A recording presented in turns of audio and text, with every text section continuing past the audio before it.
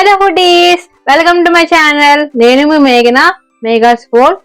So ఈరోజు నేను ఎంతో రుచికరమైన యమ్మీ అయిన నాన్ వెజ్ అంటే ఎవరికి ఇష్టం చెప్పండి. సో నాన్ వెజ్ లో చికెన్ ఫ్రై అంటే ఆనియన్స్ తో కాదు, మ్యారినేట్ చేసి స్పైసీగా దాని తందూరి టైప్ లో అయితే చేయబోతున్నాను. అలానే చికెన్ కర్రీ అండ్ పప్పుచారులో మనకి చికెన్ ఫ్రై వేసుకొని చికెన్ కర్రీ వేసుకుంది అంటే ఆహా, ఆ రుచే వేరు.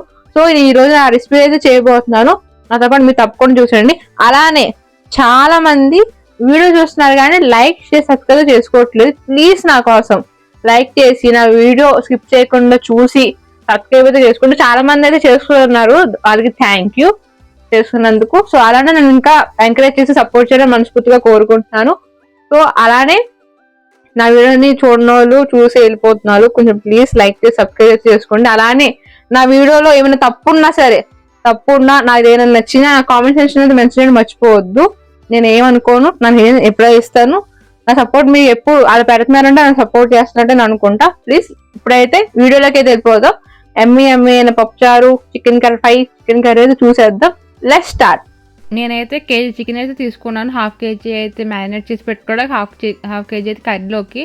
సో మ్యారినేట్ చేసుకోవడం కోసం నేను దాంట్లో ఉప్పు, కారం, పసుపు, గరం మసాలా, ధనియాల పొడి, జీలకర్ర పొడి, అల్లం వెల్లుల్లి పేస్ట్ అయితే వేసుకొని బాగా ముక్కలన్నీ మసాలా అంతా ముక్కలు బాగా మిక్స్ అయ్యేంత వరకు అయితే మిక్స్ చేసుకుంటున్నాను. అలా మిక్స్ చేసుకోవడం టేస్ట్ అయితే అదిరిపోద్ది. ముక్కలన్నీ చంచుల మసాలా అంతా ముక్కలకి కట్టేంత వరకు అద్దించాలి. సో ముక్కలు మ్యాగ్నేట్ అయిపోయిన తర్వాత హాఫ్ నిమ్మరసం అయితే పిండుకుంటున్నాను. ఇత్తులు లేకుండా అయితే పిండుకోండి. నేనైతే ఇత్తులు తీసేసి హాఫ్ నిమ్మకాయ అయితే నేనైతే పిండుకుంటున్నాను. టేస్ట్ అయితే అదిరిపోద్ది.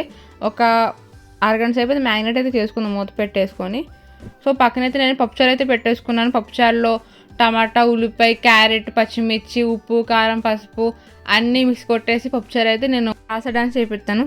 అదే అండి ఉడుకుతుంది. సో దాని పక్కనే నేనైతే చికెన్ కర్రీ కూడా ప్రిపేర్ అయితే చేసుకుంటున్నా. హాఫ్ అయితే అయిపోతుంది, మెల్లగా చేసుకుంటున్నాను. సో మనం మ్యాగ్నేట్ చేసిన చికెన్ అయితే మనం ఫ్రై చేసుకుందాం. సో దాని తగ్గట్టు నేను ప్యాన్ తీసుకొని ఆయిల్ అయితే పోసేసుకుంటున్నా. మనకు పొకడిలా కాదండి, పొకడిలా కాకుండా నేనైతే కొంచెం ఆయిల్ అయితే వేసుకొని ఫ్రై అయితే చేసుకుంటున్నా. ముక్కలు వేసేటప్పుడు చూసేసుకోండి, మన చేయి మీద పడితే మన చెయ్యి కూడా పొకడిలాగా అయిపోతుంది. సో అది ఒక్కొక్కటి మెల్లగా పీసెస్ అయితే వేసుకుంటున్నాను. మీడియం ఫ్లేమ్లో చేయండి ఈ పద్ధతి అంతా. మీడియం ఫ్లేమ్లో కాకుండా హై ఫ్లేమ్లో చేస్తే బొగ్గ అయిపోతుంది.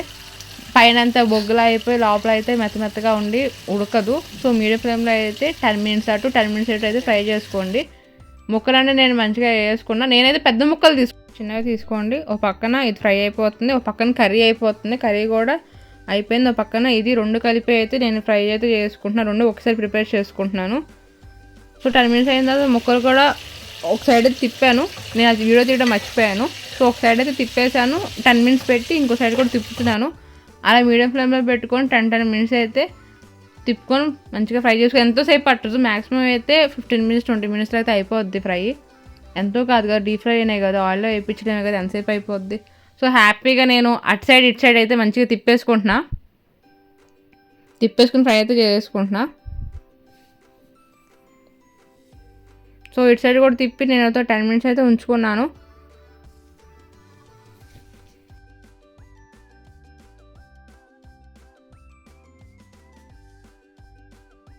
నేనైతే కరివేపాకు అయితే వేసుకుంటున్నా. ఎక్స్ట్రా టేస్టీ కోసం మీరైతే ముందే అయితే వేసుకోండి, నేను లాస్ట్లో అయితే వేసుకుంటున్నా. సో ఫ్రై అయితే అయిపోయిన తర్వాత నేను కొత్తిమీర కూడా చల్లేసుకుంటున్నాను. చికెన్ ఫ్రై అయితే అయిపోయింది, పప్పుచారు కూడా అయిపోయింది, తాలింపు అయితే పెట్టేసుకున్నాను. సో మన చికెన్ కర్రీ, చికెన్ ఫ్రై, పప్పుచారు కూడా రెడీ అయిపోయింది. అంతే అండి. నచ్చిందా?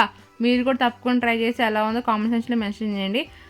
సబ్స్క్రైబ్ చేసి మర్చిపోవద్దు. నెక్స్ట్ వీడియో కలుసుకుందాం. బాయ్.